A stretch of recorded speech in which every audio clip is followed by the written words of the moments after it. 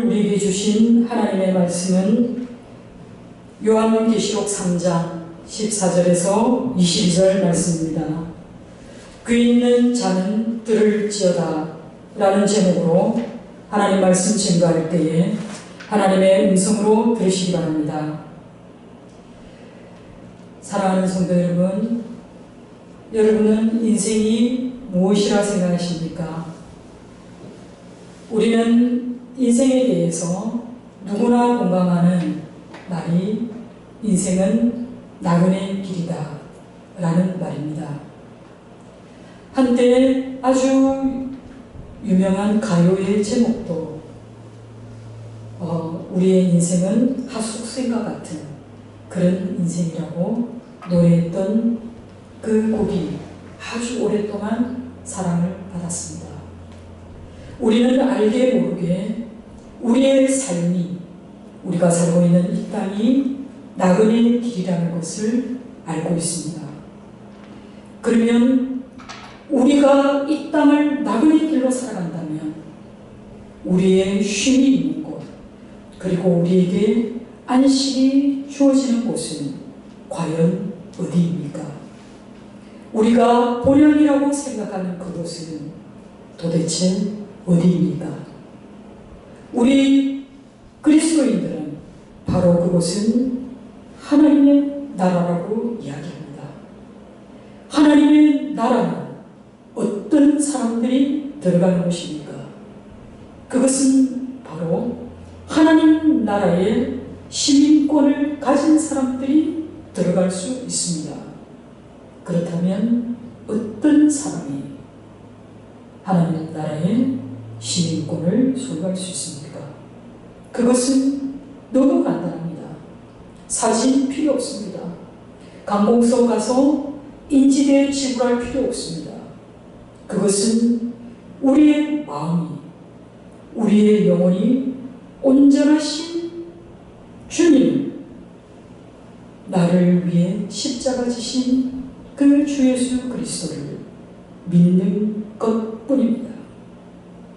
그 믿음이 우리의 삶을 변화시키고 또 그 변화된 승화의 과정을 끝내기 위해 우리가 영화로운 하나님 나라의 시민으로 입성하게 될 것입니다. 사랑하는 성도 여러분, 그러기 위해서 우리 주님이 우리에게 요구하시는 것은 오늘의 말씀처럼 회개하라는 것입니다. 그리고 회개한 양심으로, 회개한 그 믿음으로 열심을 내라고 오늘 우리 교회들에게 말씀하고 있습니다. 오늘 이 본문의 말씀은요, 요한이 천상의 예수로부터 받은 편지의 글입니다. 이 편지의 글 가운데 가장 마지막에 전달될 라오디게아 교회에게 하신 우리 천상의 예수님의 말씀을 요한이 전하고 있습니다. 요한은 14절에서 이 천상의 예수에 대해 세 가지 호칭을 사용하고 있습니다. 그 호칭은 바로 이분은 야맨이시요, 또 충성된 증인이시요, 또 하나님의 창조의 근본 되시는 분이시다 라고 이야기합니다. 아멘이라는 이 말은 요한이 인용할 때에 이사야 65장 15절에 두 번 사용된 히브리어 아멘의 하나님에서 유래되었습니다. 아멘의 하나님이라는 이 말은 하나님이 말씀하시고 또 하나님이 약속하신 것은 확실하게 지켜진다라는 그 말입니다. 하나님의 진리와 하나님의 그 신실함은 예수 안에서, 그리고 예수를 통해서 나타나셨고 또 활동하셨던 것처럼 요한은 예수님의 이 호칭을 아멘이신 예수님이라고 부른 이 근거가 예수께서 증언하시는 이 말씀은 진리고 또 그가 하신 모든 약속은 확실히 이루어질 것이라는 것을 모든 교회들에게, 모든 교회 성도들에게 전하고자 한 의도입니다. 그리고 두 번째로 예수님에 대해서 충성되고 참된 증인이라고 소개하고 있습니다. 예수님이 공생이 시작하실 때에 동시에 일어난 놀라운 사건이 하나 있습니다. 그것은 바로 사단의 세 가지 유혹입니다. 예수님께서 겪으셨던 그 사단의 유혹은 우리가 인간으로 살아가는 동안 언제든지 유혹받는 그런 세 가지의 유혹입니다. 돌로 떡으로 만들어 먹으라는 것은 물질적인 유혹입니다. 그리고 성전에서 뛰어내라라고 하는 것은 그의 명성을, 그의 명예를 얻으라는 것입니다. 그리고 자기에게 나와서 그 사단에게 절을 하게 된다면 이 만국을 다 주겠다라는 세상 권세 잡은 자의 이 달콤한 유혹은 그것은 자기에게 경배하는 것입니다. 우상을 숭배하라는 그 유혹을 우리 주님께서는 단호히 거부하셨습니다. 그뿐만이 아니라 예수님이 살아가는 모든 현장에서 예수님은 끊임없는 미움을 받았습니다. 그가 전하는 하나님 나라의 율법과 하나님 나라의 복음과 그리고 하나님 나라의 아름다운 정신이 그 시대의 종교 지도자들의 마음을 괴롭게 했고 또 그들의 이권을 방해하는 말씀들이었기 때문에 예수님은 그들로부터 미움을 받으셨습니다. 그 미움의 결과가 정치적인 이유로 예수께서 십자가를 져야 하는 그 사건의 귀결로 이르게 됩니다. 예수님을 판단하였던 빌라도 앞에서 예수님은 십자가 처형을 감수하시면서 하나님의 참된 증인이 되셨습니다. 그리고 하나님의 진리를 증언하였다라는 그 이유로 그는 미움을 받으며 죽임을 당한 하나님의 순교자로 이 땅을 살아가셨습니다. 요한은 그리고 세 번째로 하나님의 창조의 근본이신 분으로 예수님을 소개하고 있습니다. 골로새서 1장 15절에 그는 보이지 아니하는 하나님의 형상이시요 모든 피조물보다 먼저 나심이라고 고백하고 있습니다.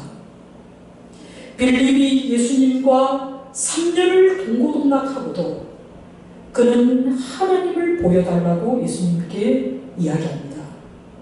그때 예수님은 너무나 안타까워하시면서 빌립아, 네가 나를 보고도 하나님을 보여달라 하느냐 라고 이야기합니다. 이 자리에 계신 사랑하는 성도 여러분, 여러분도 정말 간절하게 하나님을 보기 원한다면 하나님의 말씀에 더욱 집중하시기 바랍니다. 하나님은 우리에게 주신 이 계시의 말씀인 66권의 성경을 통해서 하나님은 당신이 어떤 분이신지를 우리에게 충분히 보여주고 계십니다. 그리고 예수님의 전 세계를 통해서 그분이 바로 사랑의 하나님이십니다. 지극히 긍휼하시니 풍성하신 하나님이십니다. 우리의 죄를 사시기 위해서 죽기까지 자신의 몸을 우리에게 주시기 원했던 그 사랑의 하나님이심을 우리가 보게 될 것입니다. 이 하나님은 요한복음 1장 1절에서 3절에 언급한 것처럼 예수님은 태초보다 훨씬 전에 이미 말씀으로 계셨던 분이십니다. 그리고 이분은 하나님의 창조 사역에 친히 참여하였던 분이십니다. 여러분, 하나님의 창조사역은 태초에 하나님이 천지를 창조하시니라 라고 하신 그 말씀에 그치는 것이 아니라 하나님의 창조사역은 새 창조까지 포함하고 있다고 성경은 우리에게 증언하고 있습니다. 그래서 요한계시록 21장 5절에는 보좌에 앉으신 이가 이르시되 보라 내가 만물을 새롭게 하노라 라는 구절을 통해서 우리 하나님의 새 창조 사역을 우리에게 말씀하고 있습니다. 사랑하는 성도 여러분, 하나님이 처음이시고 마지막이십니다. 그는 알파 되시고 오메가 되십니다. 이와 동일하게 우리 주 예수께서도 처음과 마지막 되시며 그리고 알파와 오메가 되신다고 요한계시록 1장 8절과 22장 13절에 증언하고 있습니다. 그렇기 때문에 우리 주님 역시 우리의 하나님의 창조사역과 새 창조의 근본이 되심을 기억하시기 바랍니다. 이 땅을 떠나서 이제 하나님 나라에 이르게 되었을 때 우리는 새하늘과 새 땅을 경험하게 될 것입니다. 우리는 새 예루살렘 성전에서 우리 주 하나님만을 찬양하게 될 것입니다. 그것을 위해서 우리 주님이 하나님의 새 창조를 증언하는 하나님의 메시아 되심을 우리에게 요한을 얘기하고 있는 것입니다. 이렇게 아멘이시오 충성되고 참된 증인이시오 하나님의 창조의 근본이신 천상의 예수께서 직접 라오디게아 교회에게 말씀하셨습니다. 귀 있는 자는 성령이 교회들에게 하시는 말씀을 들을지어다 라는 이 말씀이 오늘날 모든 교회가 귀담아 들어야 할 말씀인 줄 믿으시기 바랍니다. 사랑하는 성도 여러분, 요한계시록에 언급된 7교회는 실제로 오늘날의 터키 지역의 역사상 실제로 있었던 교회입니다. 제가 세계 전도 가운데에서 맨 밑에 보이는 땅은 아프리카입니다. 그 옆에 네모난 땅은 바로 중동 지역입니다. 그 위에 초록색과 그리고 살색 그 사이에 있는 바다가 지중해입니다. 그 위쪽이 어디입니까? 바로 여러분 보시기에 가장 왼쪽이 이탈리아입니다. 로마입니다. 바울이 기필코 가기를 원했던 로마입니다. 그 옆은 어디입니까? 바로 헬라입니다. 그리스입니다. 그 옆에 있는 땅이 어디입니까? 바로 터키입니다. 오늘 최근에 지진으로 인해서 지금 많은 어려움을 겪고 있는 곳이 바로 이 터키 지역입니다. 이 지역을 우리가 좀 더 확대해서 보면요, 우리가 보고자 하는 곳은 바로 이곳입니다. 여러분 화면에 보시면 가장 오른쪽에 있는 이곳이 바로 터키 지역입니다. 왼쪽은 우리가 성경에서 보는 고린도 지역입니다. 그리고 아테네 지역입니다. 그 바다 출렁이는 바다에 조그마한 섬이 하나 있습니다. 이곳이 어디 있습니까? 밤모섬입니다. 이 밤모섬에 유배된 바로 요한이 하나님의 계시의 말씀을 듣고 소아시아 7교회에 편지를 하게 됩니다. 밤모섬에서 출발해서 그 다음에 우리가 보는 교회가 바로 에베소 교회입니다. 여러분 어떻게 그려지는지 잘 보시기 바랍니다. 그 다음에 편지가 어디로 갑니까? 서머나 교회입니다. 이 교회는 예수님으로부터 칭찬을 받았던 교회입니다. 그리고 또 이 교회는 바로 버가모 교회입니다. 우리가 페르가모라고 얘기하는 그곳이 바로 이 버가모 지역을 이야기합니다. 그리고 그 다음에 이르는 곳이 바로 어디입니까? 바로 두아디라 교회입니다. 그리고 그 다음에 이르는 곳이 바로 사대 교회입니다. 이 사대 교회와 오늘 우리가 보게 될 라오디게아 교회는 칭찬받는 것 없이 책망만 받았던 교회들입니다. 그 다음에 보이는 교회가 어느 교회입니까? 빌라델비아 교회입니다. 빌라델비아 교회도 서머나 교회와 마찬가지로 이 교회들은 우리 주님으로부터 칭찬을 받은 교회들입니다. 그리고 우리가 오늘 함께 읽은 이 편지는 바로 라오디게아 교회에 보내어진 편지입니다. 7교회를 분석해보면 조금 전에 말씀드린 것처럼 서머나 교회와 빌라델비아 교회를 제외하고는 5교회가 모두 우리 주님으로부터 책망과 경고의 메시지를 받은 교회들입니다. 그런데 주님께서 칭찬 한마디 하지 않은 교회가 아까 제가 어디라고 얘기했습니까? 바로 사대 교회와 바로 라오디게아 교회라는 것입니다. 그렇다면 왜 우리 주님은 이 라오디게아 교회를 책망하셨을까요? 실제 라오디게아 교회는 BC 133년에 로마 제국에 예속되게 됩니다. 그런데 이 교회는 이 라오디게아라는 이 지역 자체가 굉장히 부유한 그런 소도시였습니다.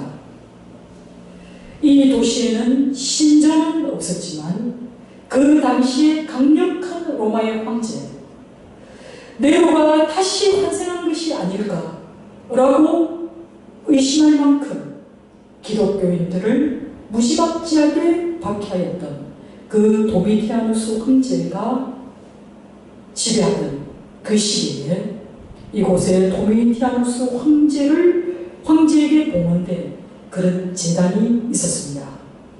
그리고 이들은 이 황제에게 나름대로 열심을 다했던 그런 지역이었습니다. 오늘날도 터키 지역이 지진으로 굉장히 어려움을 겪습니다. 이곳에는 적어도 3개의 탄이 지나가는 곳이어서 지진이 잦았던 것 같습니다. 라오디게아 교회에 편지가 보내질 이 당시에도 이들은 지진을 경험했습니다. 성경에 보면 기원 후 60년에 지진이 굉장히 크게 발생했습니다. 그래서 대부분의 지역은 로마의 도움을 받았지만 라오디게아 이 도시는 자체적인 힘으로 그 피해를 복구할 만큼 부유했던 곳입니다. 그리고 지도상에서 보아서 알 수 있듯이 해안가 근처에 위치하였기 때문에 이곳은 상업과 무역이 굉장히 발달했습니다. 상업과 무역이 발달했다는 것은 돈의 거래가 자유로웠다는 뜻입니다. 그래서 금융뿐만 아니라 은행도 발달했습니다. 또 이 지역에는 의학교가 있을 만큼 의학이 발달하고 또 여기서 생산되는 의약품은 굉장히 유명했다고 말씀하고 있습니다.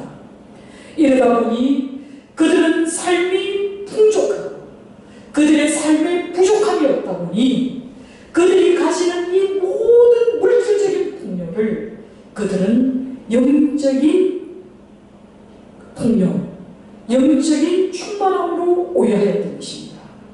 내가 물질적으로 하나님께 축복받은 이것이 바로 나의 영적인 충만함으로 착각하였던 것입니다.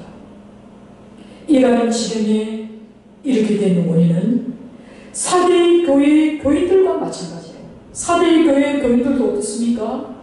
이들도 역시 부유하였고 그들이 자유로웠기 때문에 그들은 그들의 부와 영적인 성장에 도모한 것이 아니라 오히려 육신의 향락을 위해서 그리고 육신의 쾌락을 쫓아서 그들은 살아가는 이 모든 것을 영적인 충만, 부요함으로 그들은 착각했던 것입니다.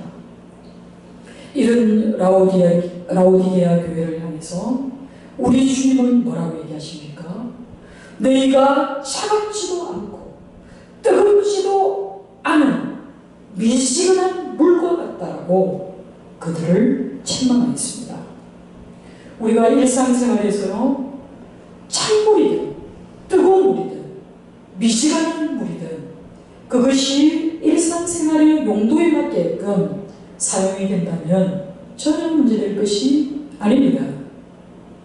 그러나 찬물과 뜨거운 물은 분명히 자기 용도가 있다는 것입니다.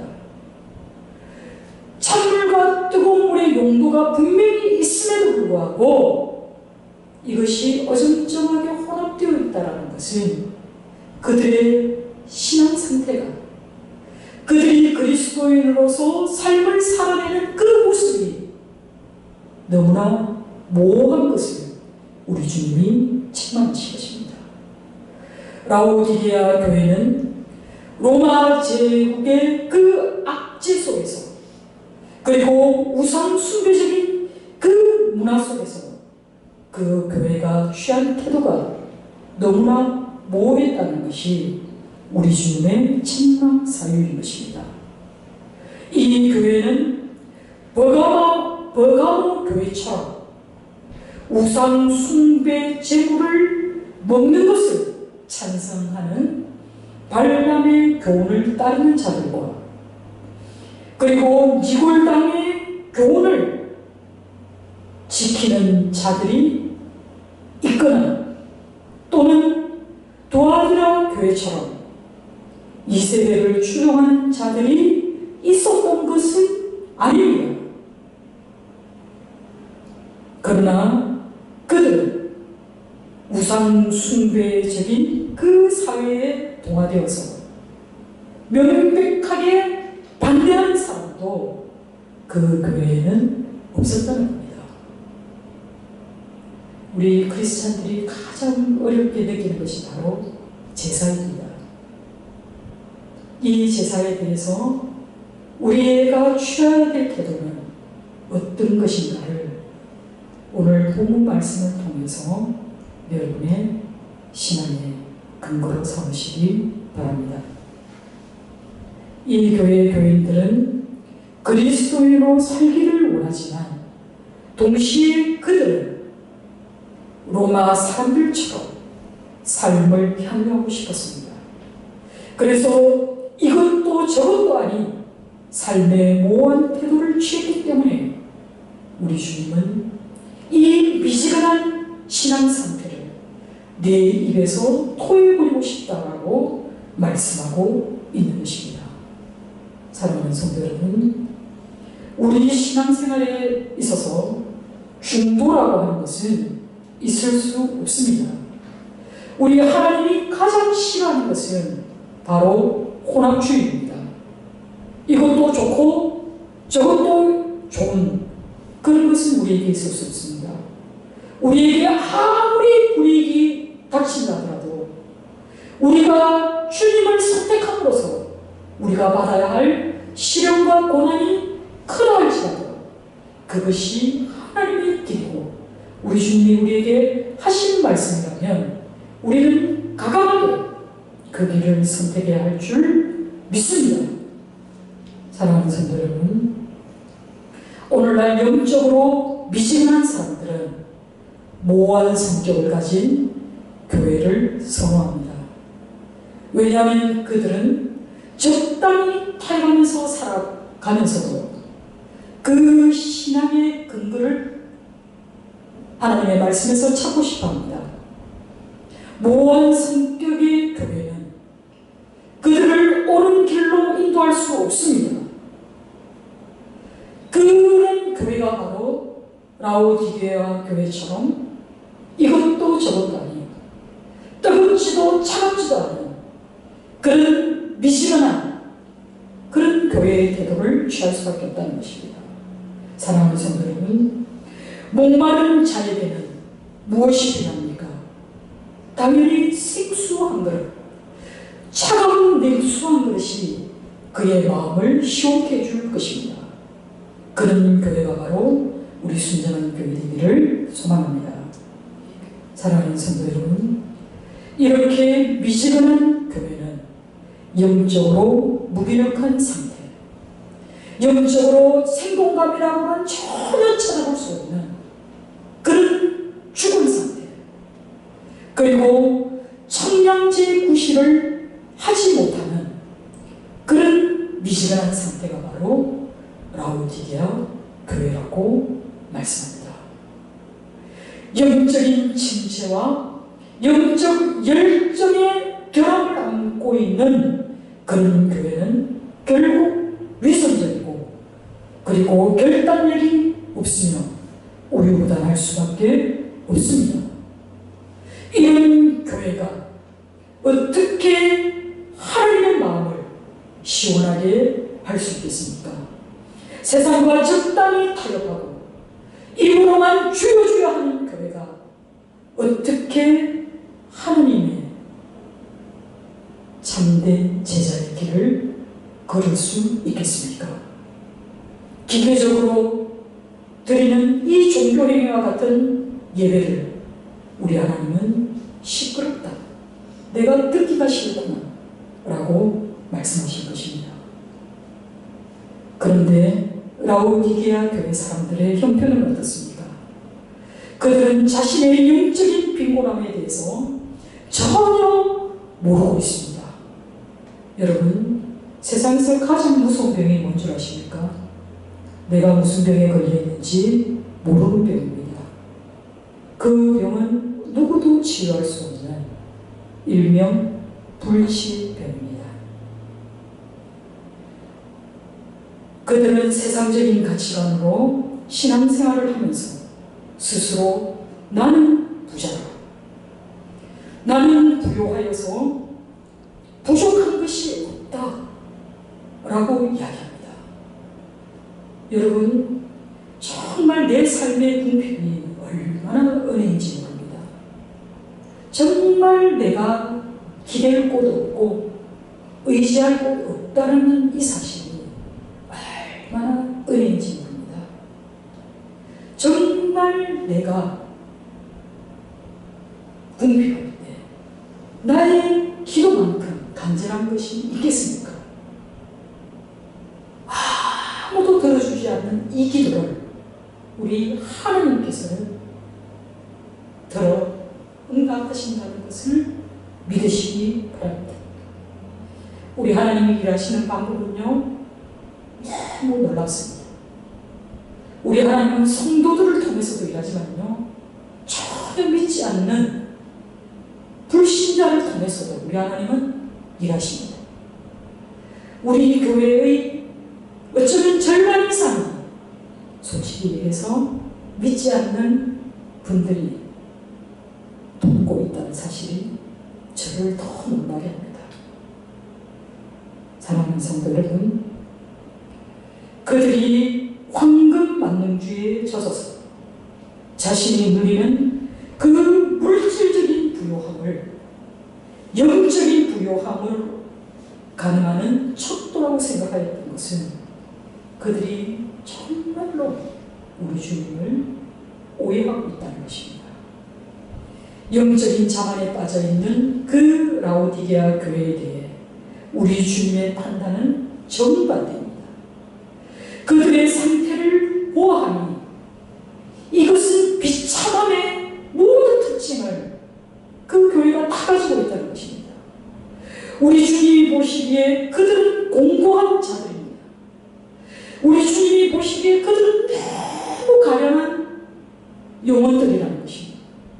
우리 주님이 보시기에 그들은 가난하고 이럴 것조차 없을 만큼 헐벗은 자들이고, 그들은 정말로 우리 주님의 손길에 미치지 않으면 도저히 회복될 수 없는 그런 자들이라고 우리 주님은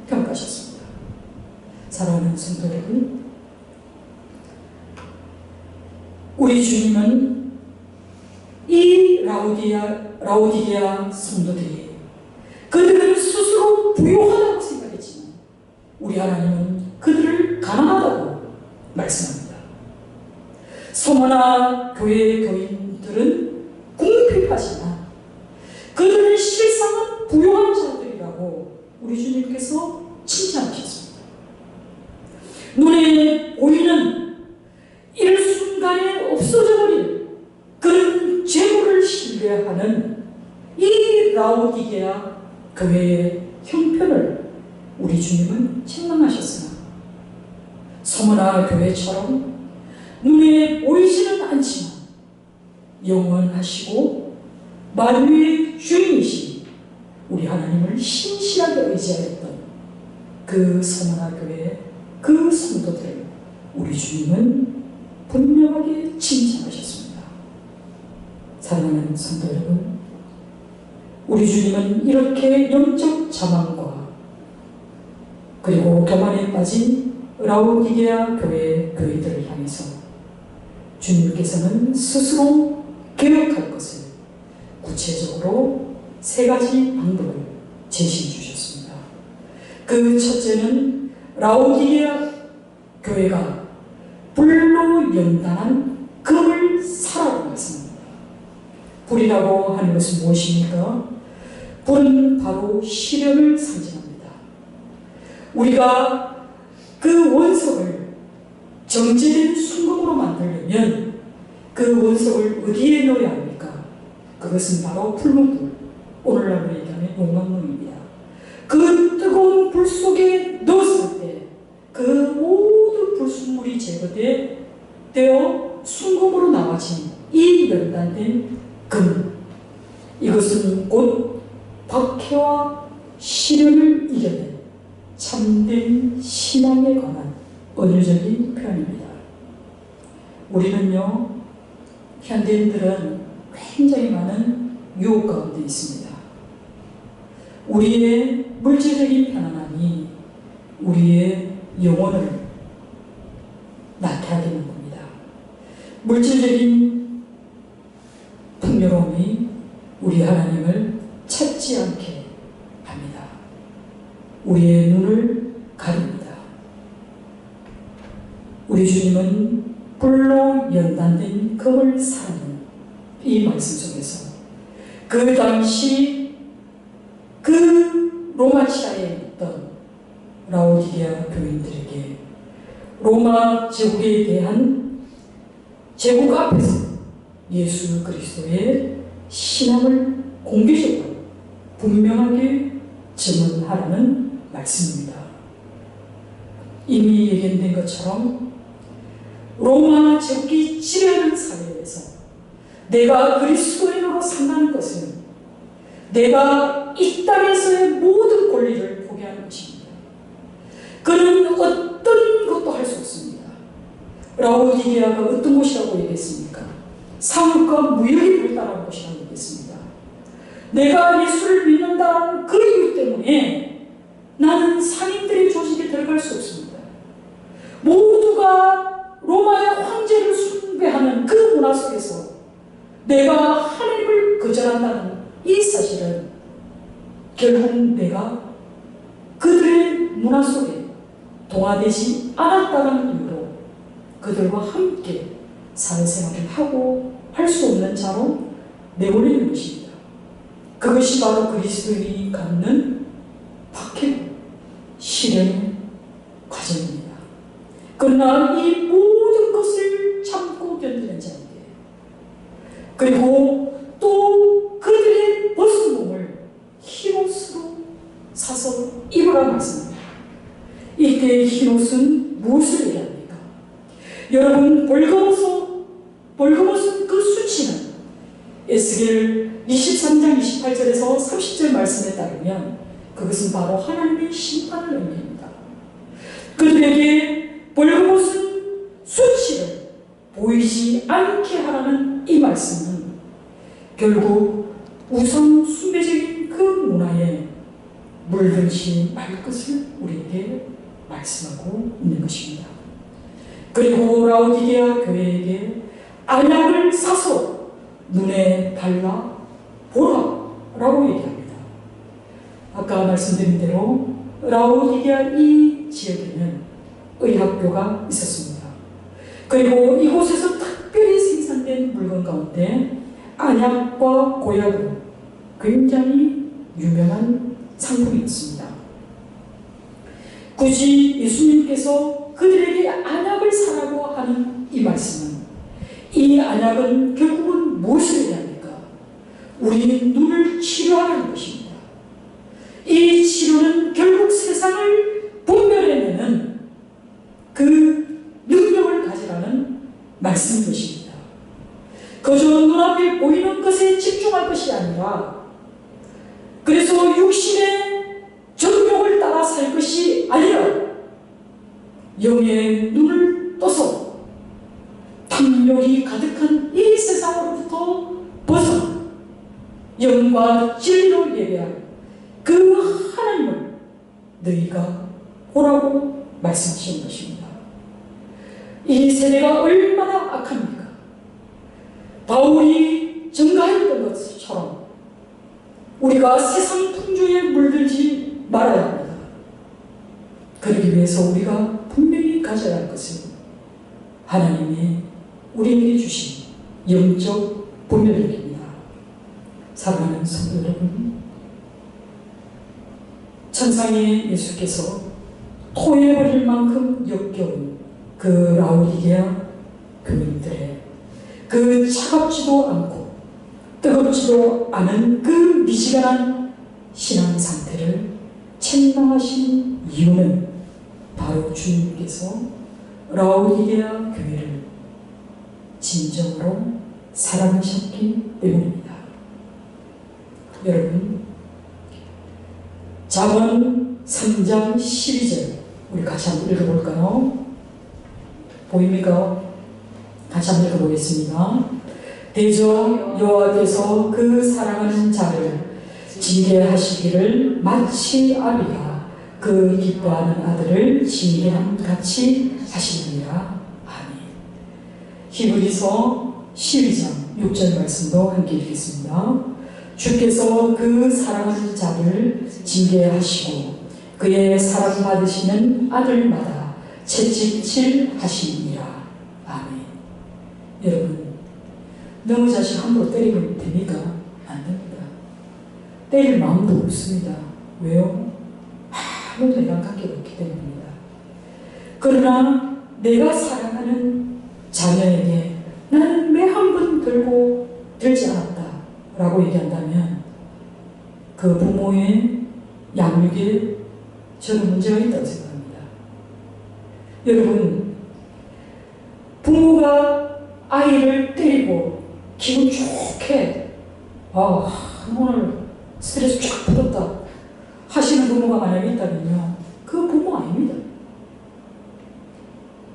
정말 부모는요, 자녀를 한 대 때릴 때마다 부모의 마음에 채찍이 가해집니다.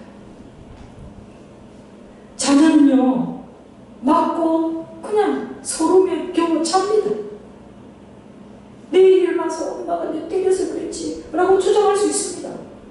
그러나 그 부모는요, 그 잠든 아이를 밤새 지켜봅니다. 혹시 잘못되지 않을까? 혹시 매맞은 데가 덧나지 않을까? 그 부모의 마음은 더 아프고 괴롭습니다.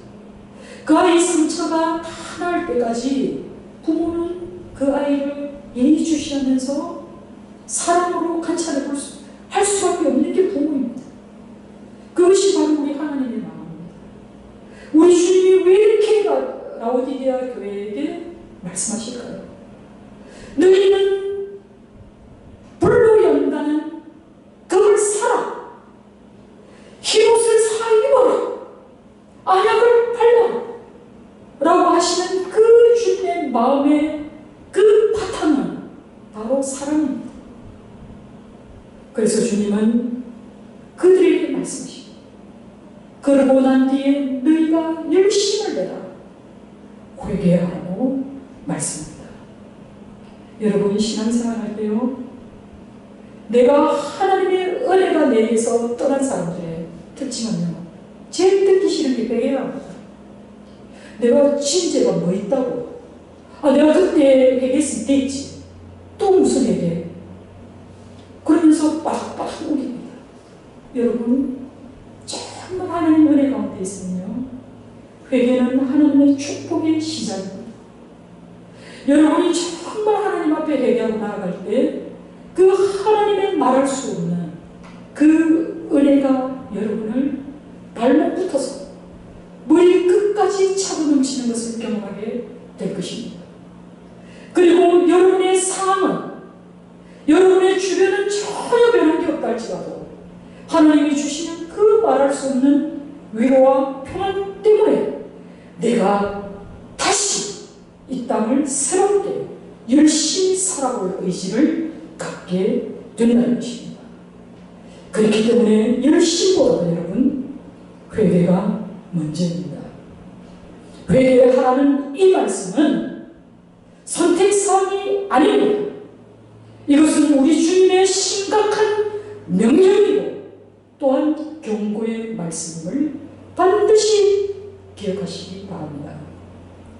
루터는 그리스도인의 모든 삶은 회개로 토점 지어져야 한다고 말했습니다. 그리고 칼빈도 회개에 관해서 그리스도인의 삶의 출발점일 뿐만 아니라 삶 전체라고 우리에게 말하고 있습니다. 사랑하는 성도 여러분, 이 회개하는 자가 누릴 수 있는 그 복이 무엇이겠습니까? 그것이 오늘 20절에서 22절에 말씀하신 말씀입니다. 이 말씀은 라오디게아 교회에게 말씀하신 것이기도 하지만 7 교회에게 하신 말씀입니다. 또 이 말씀은 오늘날 귀 있는 자가 성령이 하시는 이 말씀을 들을 때 우리에게도 동일하게 주시는 말씀입니다. 우리 다 같이 오늘 본문 말씀 20절 말씀을 같이 읽도록 하겠습니다. 큰 소리로 읽겠습니다. 볼지어다 내가 문 밖에 서서 두드리노니 누구든지 내 음성을 듣고 문을 열면 내가 그에게로 들어가 그와 더불어 먹고 그는 나와 더불어 먹으리라. 아멘. 이 말씀은요, 우리가 전도주일에 많이 인용되는 말씀이지만 실제로 이 말씀이 1차적으로 주어진 것은 바로 저와 여러분 같은 믿는 성도들에게 주신 말씀입니다. 이 말씀을요, 원어에서 살펴보면 더 간절합니다. 서서라는 이 말씀은 현재 완료형입니다. 그리고 두드리노니라는 이 말씀은 현재 시제를 사용하고 있습니다. 이것을 다시 번역해서 말하면 우리 주님께서 오래전부터 지금 내 곁에 서 계신다는 겁니다. 그리고 지금도 계속해서 내가 그 문을 열기를 기다리고 계신다는 말씀입니다. 사랑하는 성도 여러분, 우리 주님은 인격적인 분이시기 때문에 강제로 우리의 마음속에 들어오기를 원하지 않습니다. 우리 주님이 우리를 사랑하셨던 것처럼 우리가 스스로 기쁜 마음으로 사모하는 마음으로 그 문을 열기를 간절히 원하십니다. 고대 사회에서 만찬을 나눈다는 것, 음식을 함께 먹는다는 것은 그것은 바로 삶을 나누는 행위입니다. 사람들은 함께 나누어 먹을 사람들을 구분하였지만 우리 주님은 누구든지 그가 무엇을 하는 사람이든지 그가 가진 자든 가지지 못한 자든 그가 지위가 높든 낮든 내 음성에 문을 여는 그 사람에게로 들어가서 함께 먹으리라 말씀하셨습니다. 이것은 바로 신의 만찬 자리에 우리를 초대해 주신 놀라운 사건인 것입니다. 그래서 21절에 이기는 그에게는, 이때 이기는 자는 어떤 자입니까? 이 이기는 자는 모든 세상 유혹과 모든 세상적인 가치관으로부터 이겨낸 사람들입니다. 모든 내가 그리스도인이기 때문에 겪어야 했던 모든 박해와 시련을 충실히 감당해낸 그런 신실한 사람들을 이긴 자라고 얘기합니다. 그 이긴 자, 마치 그리스도께서 이 땅에 계실 때에 승리하셨던 것처럼 내가 내 보좌에 함께 하여 주기를, 내가 이기고 아버지 보좌에 함께 앉은 것 같이 하리라 말씀하신 것입니다. 사랑하는 성도 여러분, 신의 잔치에 우리 주께서 우리를 초대하셨습니다. 우리를 초대하신 우리 주께서는 우리가 이 세상을 살아갈 때에 어렵고 힘든 것을 이미 알고 계십니다. 그러나 반드시 이기라고 말씀하십니다. 이 신앙으로부터 결코 떠나 살지 말라고 우리에게 오늘 말씀하고 있습니다. 우리가 이 세상을 이겨야 할 것은 나그네와 같은 이 길이, 우리가 살고 있는 이곳이 우리의 끝이 아니기 때문입니다. 우리가 이를 우리의 본향은 바로 하나님이 통치하시는 하나님의 나라를 우리에게 믿게 하기 위함입니다. 우리가 이를 그 하나님의 나라는 이제 우리가 세상에서 겪었던 그 모든 것을 완전히 잊어버린 그럴 곳입니다. 그래서 요한계시록 21장 4절에는 모든 눈물을 그 눈에서 닦아주시고 다시는 사망이 없고 애통하는 것이나 곡하는 것이나 아픈 것이 다시는 있지 아니하리니 처음 것들이 다 지나갔습니다. 아멘. 우리의 처음인 이 세상은 이제 하나님의 나라, 하나님이 통치하시는 모든 주권 아래서는 다 사라져 버릴 것이라 말씀하시면서 요한계시록 22장 4절과 5절에 이렇게 말씀하십니다. 우리가 다 같이 읽도록 하겠습니다. 다 같이 읽겠습니다. 그의 얼굴을 볼 터이요 그의 이름도 그의 이마에 있으리라. 다시 밤이 없겠고 등불과 햇빛이 쓸데없으니 이는 주 하나님이 그들에게 빛이시니라. 그들이 세세토록 왕노릇하리로다. 여러분, 반드시 승리하시기 바랍니다. 반드시 이기시기 바랍니다. 우리는 하나님의 나라에서 왕노릇할 존귀한 자들임을 결코 잊지 마시기 바랍니다. 이것이 오늘 귀 있는 자는 성령이 교회들에게 하시는 말씀을 들을지어다라는 우리 주님의 이 강력한 메시지를 사랑하는 성도 여러분 들으시고 또 어떤 어려운 상황 속에서도 주님의 길을 가는 주님의 사람들 되기를 주님의 이름으로 축원합니다.